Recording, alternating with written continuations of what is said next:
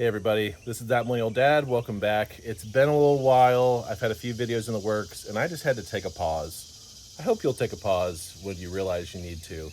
I hate taking pauses, especially when it comes to YouTube, because I love this. I'm so thankful for all of you who are watching this. If you're new here, I do like how-tos, DIY, dad stuff, vlogs. And it just so happens that I have a pressure washing business and soft washing business. So I try to share a little bit of that knowledge from time to time. If you have a trailer and you use it a lot for any sort of service business, or you're a contractor of any sort, that's probably why you're here. Let's get right to it. I'm going to talk about trailers, and I'm going to try to do this in one take. If you have any sort of wooden floor, maybe you have an open trailer, it's probably going to have some 2x4s on it, probably pressure treated, I assume. Not necessarily, but I assume so. I hope so. Or you have plywood. Now you may have plywood on an open trailer, or in my case, I've got a 10-foot enclosed trailer. So I've got 3/4 inch plywood on the floor and just some trim wood. I'll let you guys take a look at the inside. Now it's pretty gutted. That's what's up there. So right now I've got the floor cleaned off, and this is what it currently looks like. You may be asking yourself, okay, what do I use? Like, what's the best thing out there? From what I saw looking at YouTube, just like you were doing, there's epoxy, and then there's like truck bed liner, and there's different types of that. And those are really the main two that people stick with. Now, there's roll-on stuff, there's spray stuff, there's different brands. There's like a Rhino liner, which is actually what's in the back of my actual 2009 GMC Sierra. And then there's this stuff. This is meant for truck beds as well. This is a rubberized floor. It's very similar to Flex Seal, if you're familiar with that product. Now, what did I go with? I went with the truck bed liner. Now, both of these things, if you're going between that and epoxy, I have seen people use epoxy on their trailer floors, just like a garage floor. The reason I went with this is, first of all, I admit the budget.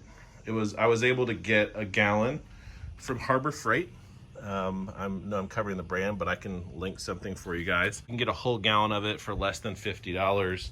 It goes a long way. If you're doing a 10-foot trailer, just for reference, if you really do it lightly, that first coat, maybe you can stretch it out with 1 gallon, but you want to get another gallon to do a second coat or to touch up or something like that. So it doesn't really take a full 2 gallons, but if you have the 2 gallons, use it. Do 2 coats, touch up. As you can see, I went up on the sides a little bit.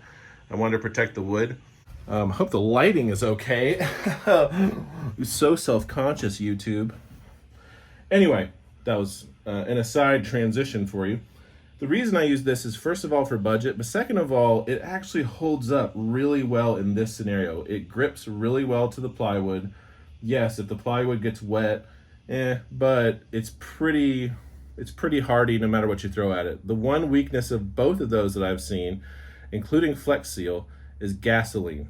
Any petroleum products like that will melt this stuff. But other than that, it protects it from everything else. If you're doing a lot of things that are wet, why not go ahead and just put something like this on? It's not gonna hold everything back, but man, it's making this last so much longer.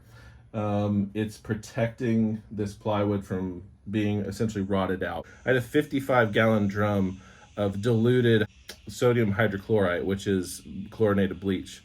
And that's what I use for soft washing. And about 30 gallons was in that, and I forgot to strap it in because I have E-tracks here, and I didn't hook it in with the straps that I have, because that's the only reason that these 2 tracks are here, is just to secure whatever drums I've got. If you can peek out here, like I've got these, I've got a 100-gallon water tank, so I've just dumped this into my yard while I'm cleaning this out. Yeah, so a whole thing tipped over, and all of it, I won't say all of it because I had the lid on, but a good amount of that washed through the bottom of this. One area that also gets protected in this scenario is your frame. Your frame is so vulnerable to rust.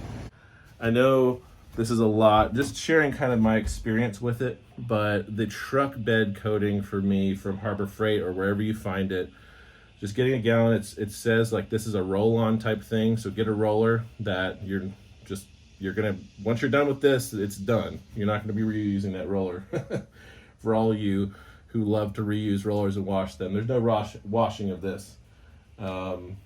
I've had a good experience. So this is actually the second time I've gone through and done it, and I'm doing that because I've got a big job, big contract with my city coming up again. So I wanted the floor to be ready and protecting it because it's going to be very wet in here. I'm going to have my equipment going in and out. I'm going to be washing a few times a week down there, doing a lot of surface cleaning. When you do surface cleaning, you bring a lot of dirt and debris back in with it unless you wash it out. So I just wanted the floor to be in good shape. And I usually take the opportunity to reorganize stuff, or take the opportunity to kind of see what's been working, adjust things, put new things in, and it's good. So just take care of your equipment and it'll take care of you, right? I hope this has been helpful. I hope that this helps someone if you're trying to make a decision about what to use in your trailer, or you've never thought about this, but now you're like, yeah, I was thinking about doing that. I hope that you will. If you don't, again, you just have to replace the plywood from time to time. And right now, plywood prices are insane, at least in my opinion. I'll just sort of walk around with it as we kind of end this video. If you want to see, I put these tracks on the floor so that I used to strap actual reel and a reel carrier onto the floor here because I wanted something to go out the door. So I just left that because I can secure a pressure washer that rolls or whatever into the middle of the floor here as needed. But I've worked around that. I taped it off. I went around. Now, one thing I'm thinking about doing is caulking and just going around with like a silicone or something. Just to see if it works. You know, it's not expensive. One tube would go all the way around this enclosed trailer.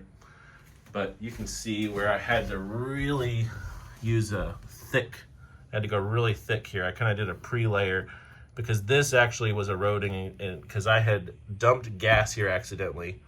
It completely melted this flooring cover, this, reinforced flooring. And then it, as it got wet, constantly and get beat on, it actually did take away the plywood. So the plywood did not stand up very well as soon as it got exposed. So, but you can see that's just one spot. Overall, if you get up close, like the condition of the plywood is actually great. Like it's in great shape.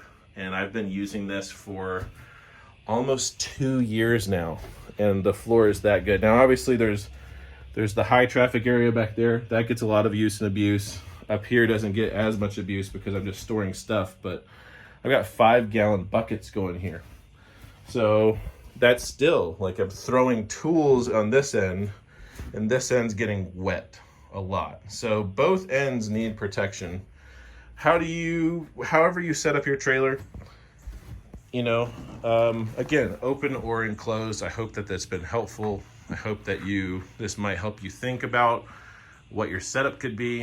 I'm going to be putting my tanks back in here. I set up my tanks as close to my single axle as I can. I don't want to overload it. I would consider this like a lightweight setup. And it being an enclosed trailer, I have like a portable office. Honestly, the most useful thing of having this size trailer is that I have a portable bathroom. I mean, if I'm being real, when you have a portable bathroom, you can do a lot of work in a day. Like when I'm in the city on a Sunday morning and nothing is open, I've got nowhere to go to the bathroom. So I don't have anything, like I don't have a dark, like in our little town, like there's no alley I can go to. There's no store I can go into. What do? Because I might be washing for 10 hours. Well, that's about all I've got for you today. I hope that's been helpful. As you do your DIY stuff, as you make a decision about your trailer, I hope that some of this information I got, or at least showing you what I've done, is helpful in some way. I want to help you. I want to help others. I hope that you will spread that same attitude, that same vibe around you, as far as being ready to help others and, spread the knowledge you have from experience. And, people who find this or find what you have to create, I'm sure are going to be encouraged by that. Thanks. Hope that gives you something to chew on, and I'll see you in the next one. Well, that was my air conditioner. Guess it's time. The audio is crap. So I just grabbed my phone from taking a quick video of myself putting like another coat on the floor of my trailer, and realized that I just recorded the entire thing, the process of what I was doing in there, in slow motion. So 240 frames per second for about 10 minutes. So that file is a little larger than I need it to be.